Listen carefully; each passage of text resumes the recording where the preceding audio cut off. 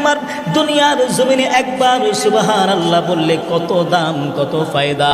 আমার বন্ধু, আমার ভাইরা, হযরতে দাউদ আলাইহিস সালামের সন্তান হযরতে সুলাইমান আলাইহিস সালাম যখন আল্লাহ রাব্বুল আলামিন হযরতে সুলাইমান আলাইহিস সালামকে এত বড় বিশাল রাজত্ব দান করলেন, হযরতে সুলাইমান আলাইহিস সালাম তার বিশাল বাহিনী নিয়ে একদিন উর্দু আসমান দিয়া যখন গমন করিয়া চলিয়া যায়, নিচের থেকে একজন সাধারণ কৃষক এই দৃশ্যটা দেখার পরে ডাক দিয়া বলতেছে, আল্লাহ রাব্বুল আলামিন দাউদের বংশধরকে এত নিয়ামত দান করেছে, সুবহানাল্লাহ, আল্লাহ তাআলার দয়া কত বেশি। এই কথা বলার সাথে সাথে সুলাইমান আলাইহিস সালাম তার বাহিনী নিয়ে তার কাছে চলে আসতেন। জিজ্ঞাসা করে, ও কৃষক, তুমি কি বলেছ? কৃষক ডাক দিয়া বলে, আমি তো তেমন কিছুই বলি নাই, আমি বলেছি হযরতে দাউদের সম্প্রদায়কে আল্লাহ এত নিয়ামত, এত সম্মান দান করেছে, এটাই বলেছি। এবার সুলাইমান আলাইহিস সালাম বলেন, না, আর কি বলেছো বলো? বলে, আমি সাথে বলেছিলাম সুবহানাল্লাহ। আমার বন্ধু, আমার ভাইরা, হযরতে সুলাইমান আলাইহিস সালাম ডাক দিয়া কয়, শোনো শোনো শোনো, তুমি যে একবার সুবহানাল্লাহ বলেছো, এই সুবহানাল্লাহর সওয়াব আমার সিংহাসনের চাইতেও বেশি। আমার বন্ধু, আমার ভাইরা, হযরতে সুলাইমান আলাইহিস সালাম বলতে গিয়া কম বলেছে, কিন্তু আমার আপনার দয়ার নবী কম বলে নাই, কম বলে নাই। আমার আপনার দয়ার নবী আমার আপনার সম্মান আরো বাড়ায়া দিয়েছে।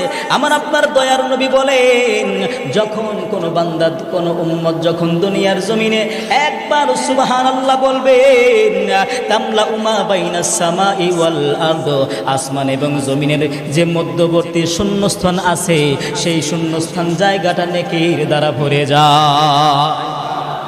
তাহলে একবার সুবহানাল্লাহ বললে কত ফায়দা, জান্নাতের মধ্যে কি পরিমাণ নিয়ামত দেওয়া হবে। আমার বন্ধু, আমার ভাইরা, এখন যদি আমরা দুনিয়ার জমিনে যতবার সুবহানাল্লাহ সুবহানাল্লাহ সুবহানাল্লাহ বলবো, তত বেশি ফায়দা হবে। যদিও দুনিয়ার জমিনে বুঝে আসবে না, কিন্তু আখিরাতের জমিনে বুঝে আসবে। আমার বন্ধু, আমার ভাইরা, কিছু কিছু মানুষ দেখবেন নামাজের মধ্যে দাঁড়াইয়া 9 বার পর্যন্ত সুবহানা রাব্বিয়াল আ'লা বলে, রুকুর মধ্যে সুবহানা রাব্বিয়াল আযীম বলেন। আবার কিছু কিছু মুসলমান 3 বারও বলার সুযোগ পায় না, তার আগেই দাঁড়ায়া যায়। আমার বন্ধু, আমার ভাইরা, আমরা যখন নামাজ পড়ব, দেখা যায় কর্মব্যস্ততার কারণে ঠিক মতো পড়তে পারে না, কিন্তু যখন গভীর রাত্র হয়ে যায়, তখন তো ঘরের ভিতরে একা একা থাকে।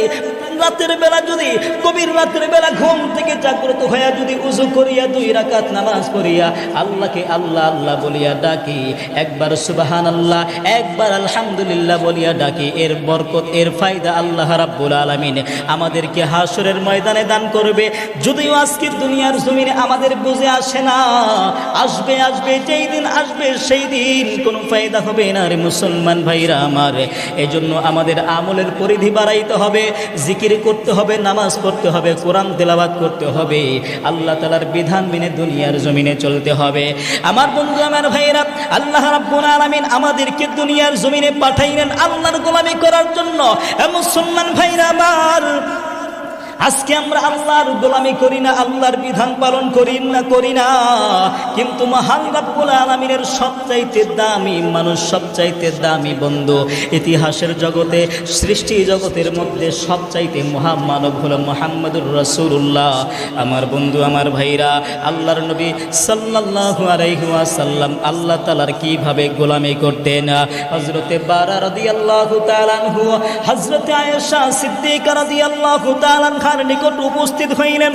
হযরত আয়েশাকে ডাক দিয়া বলতেছেন, আয়েশা রে, ও আয়েশা রাদিয়াল্লাহু তাআলা আনহা, আপনি নবীজি সাল্লাল্লাহু আলাইহি ওয়াসাল্লামের যে সকল মুজিজা প্রত্যক্ষ করেছেন আমাকে একটু বলেন। হযরত আয়েশা সিদ্দিকা রাদিয়াল্লাহু তাআলা আনহা বলেন, আল্লাহর নবী সাল্লাল্লাহু আলাইহি ওয়াসাল্লামের প্রত্যেকটা কাজই হলো মুজিজা, প্রত্যেকটা কাজই হলো মুজিজা। তারপরও শোনো, একদিন আল্লাহর নবী সাল্লাল্লাহু সাল্লাল্লাহু আলাইহি ওয়াসাল্লাম রাতের বেলা আমার ঘরের মধ্যে প্রবেশ করলেন, আমার বিছানার মধ্যে শায়িত হইল। এমন কি নবীজি সাল্লাল্লাহু আলাইহি ওয়াসাল্লামের দেহ মুবারক আমার দেহকে স্পর্শ করলো। আল্লাহর নবী সাল্লাল্লাহু আলাইহি ওয়াসাল্লাম হঠাৎ করে ডাক দিয়া কয়, আয়েশা রে, তুমি কি আমার আল্লাহ তাআলার কুদরতি পায়ের মধ্যে সিজদা দিবানি? ও আয়েশা, তুমি কি আল্লাহ তাআলার গোলামি করবানি?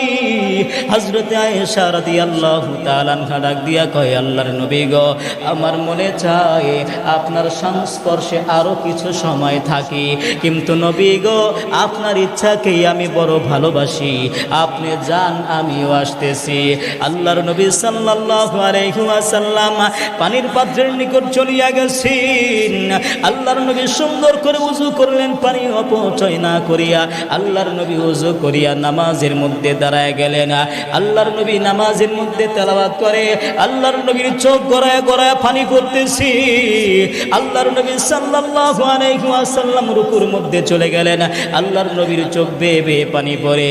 আল্লাহর নবী সিজদার মধ্যে গেলেন, আল্লাহর নবীর চোখ বেয়ে বেয়ে পানি পড়ে। হযরতে আয়েশা সিদ্দিকা রাদিয়াল্লাহু তাআলা আনহা এই দৃশ্যটা দেখলেন, আল্লাহর নবী রুকুর মধ্যে সিজদার মধ্যে এত কান্না করতেছে। হযরতে আয়েশা রাদিয়াল্লাহু তাআলা আনহা মনে মনে চিন্তা করে, আল্লাহর নবী সাল্লাল্লাহু আলাইহি ওয়াসাল্লাম পৃথিবীর সবচাইতে শ্রেষ্ঠ মানুষ, যেই নবীর কোনো গুনাহ নাই, তারপরেও নবী এত কান্না করে কারণ কি? আল্লাহর নবী ডান দিকে সালাম ফিরাইলেন, আল্লাহর নবী বাম দিকে সালাম ফিরাইলেন।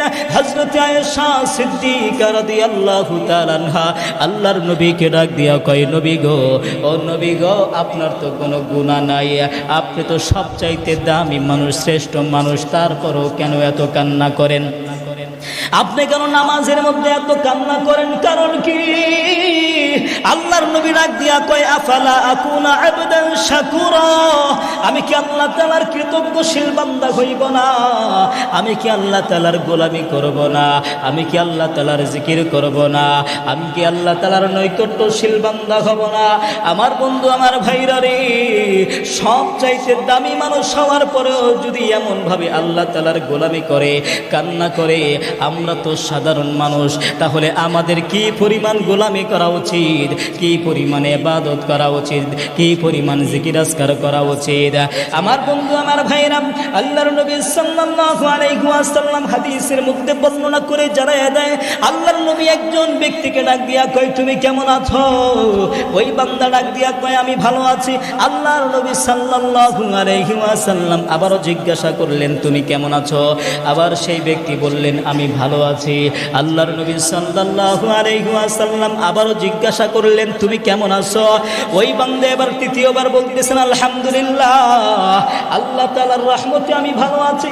আল্লাহর নবী সাল্লাল্লাহু আলাইহি ওয়াসাল্লাম ডাক দিয়া কয়, আমি এই কথাটা শোনার জন্যই তোমাকে বারবার একই প্রশ্ন করেছিলাম। আমার বন্ধু, আমার ভাইরা রে, আলহামদুলিল্লাহ বলার দ্বারা আল্লাহর নিয়ামতের শুকর হয়, পাশাপাশি আল্লাহ তাআলার জিকির আদায় হয়ে যায়। আমার বন্ধু, আমার ভাইরা, আমরা চলতে ফিরতে সব সময় আল্লাহ তাআলার ধ্যান ধারণা নিয়ে দুনিয়ার জমিনে চলবো। আমার বন্ধু, আমার ভাইরা, আমাদের আকাবিররা কিভাবে আল্লাহর গোলামি করেছে, কিভাবে আল্লাহ তাআলার জিকির করেছে। আমার বন্ধু, আমার ভাইরা, ছোট্ট একটা ঘটনাই বলে আমি আমার আলোচনা রীতি টেনে শেষ করে দিব। আমার বন্ধু, আমার ভাইরা রে, আমি আপনাদের কাছে বলতে চাই, ইসলামের সর্বপ্রথম মহিলাদের মধ্যে শহীদ হয়েছিলেন সুমাইয়া রাদিয়াল্লাহু তাআলা আনহা। আমার বন্ধু, আমার ভাইরা রে, হযরতে সুমাইয়া রাদিয়াল্লাহু তাআলা আনহা যখন ক্ষুধা লাগে আল্লাহ তাআলার জিকির করিয়া করিয়া ক্ষুধা নিবারণ করে। আমার বন্ধু, আমার ভাইরা, আল্লাহর বান্দি সুমাইয়া রাদিয়াল্লাহু তাআলা আনহা ইসলাম ধর্ম গ্রহণ করলেন। ইসলাম ধর্ম গ্রহণ করার পর খবরটা আবু জাহেলের কানের মধ্যে চলে গেছে। আবু জাহেলকে ডাক দিয়া বলতেছে, আবু জাহেল, সুমাইয়া তো কালিমা পড়ে মুসলমান হয়ে গেছে। আবু জাহেল ডাক দিয়া বলে, এখন কি করব বলো? বলে, তাকে হত্যা করো না, হয়তো আমাদের ধর্মে ফিরায় আনো। আমার বন্ধু, আমার ভাইরা, আবু জাহেল দুইটা লোককে ডাক দিয়া বলে, শোনো, আমার বাড়ির মধ্যে একটা ভাঙা তবলা আছে, এই তবলাটা নিয়া গোটা মক্কা নগরীর মধ্যে এলান করিয়া জানাইয়া দাও, আমি সকলের সামনে সুমাইয়াকে হত্যা করে ফেলবো। আর একটা লোক যাও, আমার বাড়ির বল্লমটা সুন্দর করে ধার দিয়ে নিয়ে আসো, এই বল্লম দ্বারা আমি তাকে হত্যা করব। আর দুইটা লোক আমার সঙ্গে আসো। এবার আবু জাহেল সুমাইয়ার বাড়ির মধ্যে চলে গেছে। সুমাইয়া ঘরের মধ্যে বসে বসে আল্লাহ তাআলার জিকির করে। আমার বন্ধু, আমার ভাইরা রে, আমি আপনাদের কাছে বলতে চাই, আবু জাহেল দরওয়াজার মধ্যে আওয়াজ দিয়া দরওয়াজা ধাক্কা দিয়ে ঘরের মধ্যে প্রবেশ করলেন। তাকায় দেখে সুমাইয়া আল্লাহ তাআলার জিকির করে। আবু জাহেল ডাক দিয়া কয়, সুমাইয়া রে, তুমি নাকি মুসলমান হয়ে গেছো, ইসলাম ধর্ম গ্রহণ করেছো? সুমাইয়া ডাক দিয়া কয়, হা হা, আমি ইসলাম ধর্ম গ্রহণ করেছি, কালিমা পাঠ করেছি, মুসলমান হয়ে গেছি।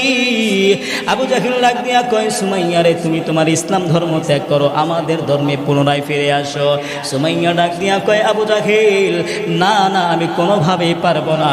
আমার বন্ধু, আমার ভাইরা, আবু জাহেল ডাক দিয়া কয়, সুমাইয়া রে, তুমি যদি তোমার ধর্ম ইসলাম ধর্ম ত্যাগ করিয়া আগের ধর্মে চলে আসো, যা চাইবা তাই দিব। এই মক্কা নগরীর মধ্যে তোমাকে অঢানা সম্পদের মালিক বানাইয়া দিব। যার সাথে বিবাহ বসতে চাও তার সাথে বিবাহর ব্যবস্থা করে দিব।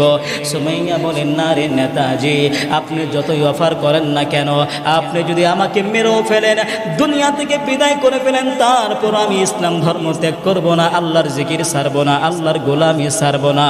আমার বন্ধু, আমার ভাইরা, এবার আবু জাহেল রাগ হইয়া সুমাইয়ার মাথার চুল ধইরা একটা টান দিছে।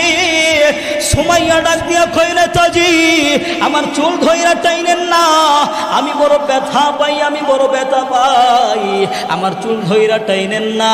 আজকে 3 দিন হয়ে গেছে, আমি এক লুকমা খাবার পর্যন্ত মুখের মধ্যে দিতে পারি না।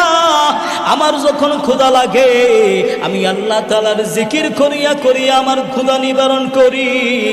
ও নেতাজি, আমার চুল ধইরা টাইনেন না, আমি বড় ব্যথা পাই। নিষ্ঠুর আবু জাহেল সুমাইয়ার কোনো কথা না শুনিয়া টাইনা টাইনা ঘর থেকে বের করে নিয়ে আসলো। আমার বন্ধু, আমার ভাইরা, আবু জাহেল সুমাইয়াকে ডাক দিয়া কয়, সুমাইয়া রে, আবারও শেষবারের মতো বলছি, তুমি কি ঈমান ছেড়ে দিবা, আমাদের ধর্মে ফিরে আসবা?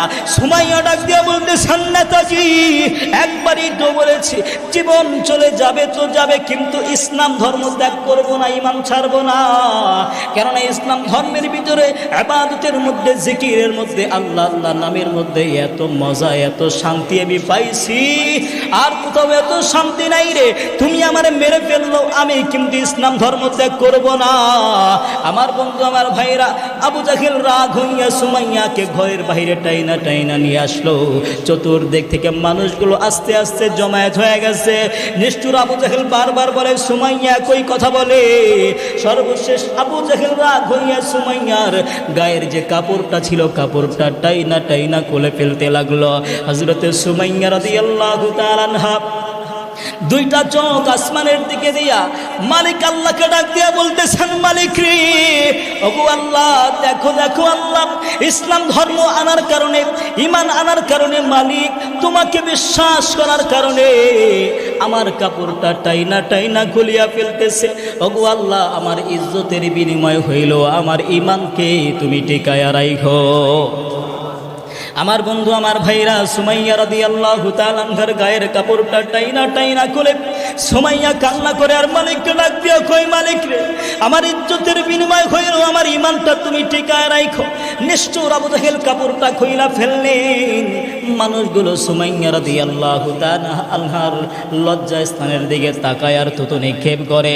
হযরতে সুমাইয়া রাদিয়াল্লাহু তাআলা আনহাকে আবু জাহেল শেষবারের মতো ডাক দিয়া কয়, সুমাইয়া রে, শেষবারের মতো বলতেছি, ঈমান ছাড়বা কিনা রাখবা?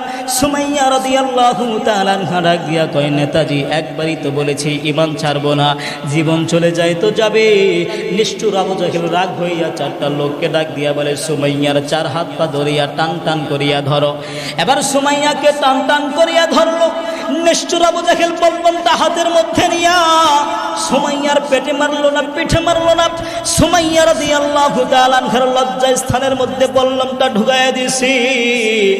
হযরতে সুমাইয়া রাদিয়াল্লাহু তাআলা আনহা 2 চোখের পানি ছেড়ে কান্না করে আমার মালিক আল্লাহকে ডাক দিয়া বলতেছেন, মালিক, ওগো মালিক, ওগো আল্লাহ, একটু তাকায় দেখো গো মালিক, আমার শরীর থেকে রক্ত বের হইতেছে, আমি তো দুনিয়া থেকে বিদায় হয়ে চলে যাব, শাহাদাত বরণ করব।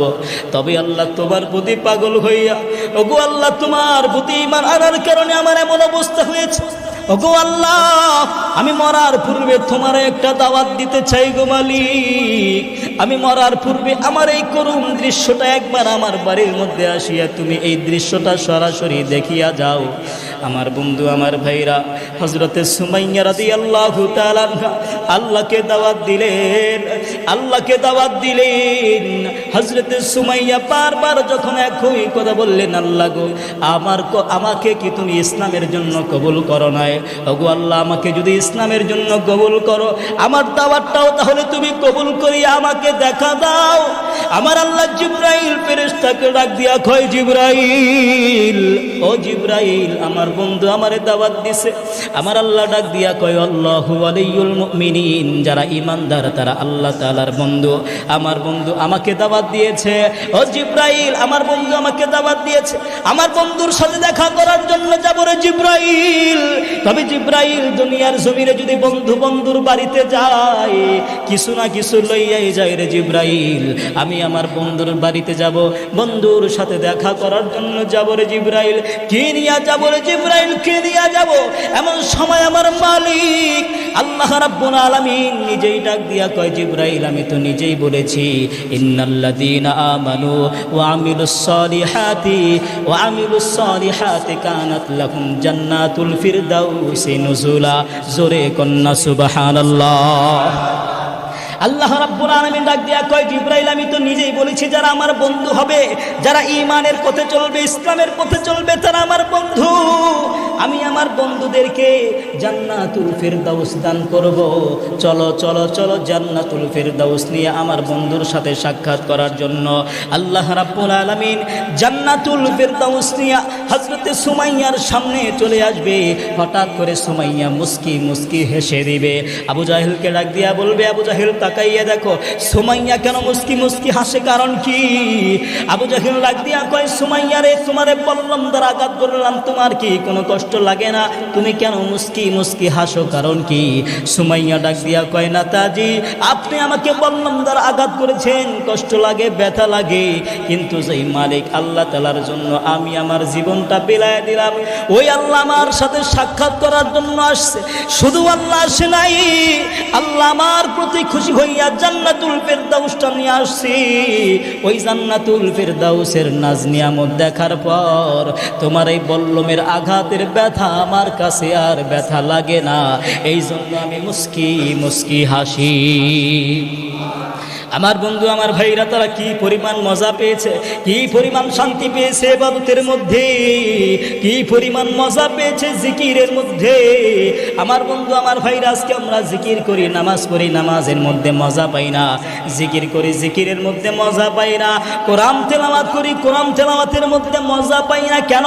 কেননা মুসলমান ভাইরা আমার, আমাদের আমলের তুলনায় গুনাহ বেশি হয়ে গেছে, যার কারণে আমাদের আমল করতে ভালো লাগে না, আল্লাহর হুকুম মানতে ভালো লাগে না। এজন্য মুসলমান ভাইরা আমার, আজকের জুমার মজলিস থেকে আমরা পাক্কা নিয়ত করব, গুনাহ ছেড়ে দিব। ওগো মালিক, আমরা গুনাহ ছেড়ে তোমার হুকুম মেনে দুনিয়ার জমিনে চলবো। ওগো আল্লাহ, তুমি আমাদের সকলকে তোমার হুকুম মেনে দুনিয়ার জমিনে নামাজ পড়ে, তোমার হুকুম মেনে কোরআন পড়ে, তাসবিহ তাহলিল পড়ে, জিকির আজকার করে, আল্লাহ তোমাকে খুশি করে তোমার রাসূলের তরিকায় আমাদেরকে দুনিয়ার জমিনে চলার মতো তৌফিক দান করো। জোরে বলেন আমিন।